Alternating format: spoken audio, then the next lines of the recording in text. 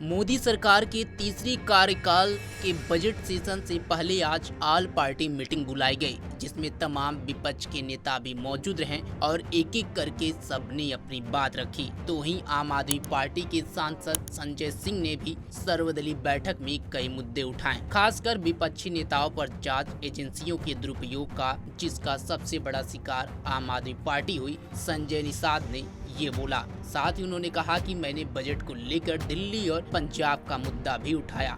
Budget आने वाला है, लेकिन मैं उससे पहले बजट लीक कर सकता हूं। और दिल्ली के मामले में मैं कह सकता हूं कि दिल्ली को 350 करोड़ रुपए से ज्यादा नहीं मिलेंगे। सुनिए संजय सिंह ने सर्वदलीय बैठक के बाद क्या कुछ कहा। आज पार्टी मीटिंग में कई सारे मुद्दे उठाए गए और खास तौर से जांच एजेंसियों का जो दुरुपयोग हो रहा है विपक्ष के नेताओं पर, जिसकी सबसे ज्यादा भुक्तभोगी पार्टी आम आदमी पार्टी है। हमारे मुख्यमंत्री को जेल में डाल रखा है, शिक्षा मंत्री को जेल में डाल रखा है, स्वास्थ्य मंत्री को जेल में रखा है। ये सारा मुद्दा आज पार्टी मीटिंग में हमने सामने रखा कि विपक्ष के नेताओं पर जिस तरह से ईडी का, सीबीआई का, इनकम टैक्स डिपार्टमेंट का दुरुपयोग हो रहा है, इस पे सरकार ये पीएमएलए का जो एक ईडी को पूरी तरीके से दानवी ताकत दे दी गई है, इसको वापस लिया जाए और इन नेताओं पे जो कार्रवाई हुई है उसको खत्म किया जाए। दूसरा विषय बजट को लेकर मैंने दिल्ली का और पंजाब का इशू भी उठाया।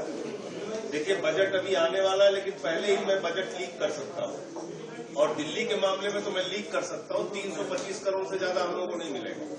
पिछले 9 साल से 325 करोड़ मिलता है दिल्ली। लाखों करोड़ का टैक्स हम लोग देते हैं, लेकिन 325 करोड़ से ज्यादा नहीं मिलता। वो मुद्दा उठाया।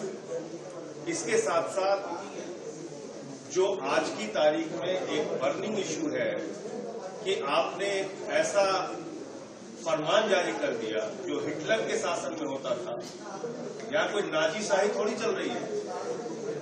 हिंदुस्तान में लोकशाही है, लोकतंत्र है। आपने आदेश जारी कर दिया नेम प्लेट लगाना होगा, तो मुसलमानों के खिलाफ जो दुर्भावना है वो भी है। इसके साथ साथ दलितों, पिछड़ों, आदिवासियों, इन सब की भी जो दुकानें हैं वहां से भी उनका भी धंधा बंद करने की कोशिश है। कोई वाल्मीकि ढाबा लिख लेगा, कोई जाटो ढाबा लिख लेगा, उसके यहाँ से कोई खरीदारी नहीं करेगा, क्योंकि ये तो भेदभाव को मानने वाले लोग हैं। इन्होंने तो श्रीमती द्रौपदी मुर्मू जी को राम मंदिर के उद्घाटन में नहीं बुलाया, रामनाथ कोविंद जी को शिलान्यास में नहीं बुलाया। ये तो वो पार्टी है। तो इसलिए ये जो फैसला है ये दलितों, पिछड़ों, अल्पसंख्यकों के खिलाफ है, आदिवासियों के खिलाफ है। दुर्भावना की राजनीति को खुलेआम और संविधान के खिलाफ है। बढ़ावा दिया जा रहा है। जो ये कहा जा रहा है कि भाई रावण यात्रा से गुजरने की तरफ आपको नेम प्लेट लगाना पड़ेगा। हिंदुस्तान का इतिहास ही नहीं पता है लोगों को। जय श्री राम के झंडे बनाने वाले मुसलमान, देवी देवताओं के वस्त्र बनाने वाले मुसलमान, अमरनाथ और वैष्णो देवी की यात्रा में सहयोग करने वाले मुसलमान। तो आपको कुछ पता ही नहीं है, आप ऐसे ही देश को तार तार करने पे लगे हुए हैं। तो ये सारे मुद्दे उठाए गए हैं और जो छोटी पार्टियां हैं उनके लिए भी मांग की गई है कि भाई कम से कम उनके मेंबर को 7 मिनट, 5 मिनट इतना समय जरूर बोलने के लिए दिया जाए। 0 आवर जो हम लोग उठाते हैं उस पर कार्रवाई हो। ये सारे डिप्टी स्पीकर को लेके आदरणीय रामगोपाल जी ने मुद्दा उठाया कि भाई डिप्टी स्पीकर हमेशा विपक्ष का रहा है, तो विपक्ष का ही डिप्टी स्पीकर होना है।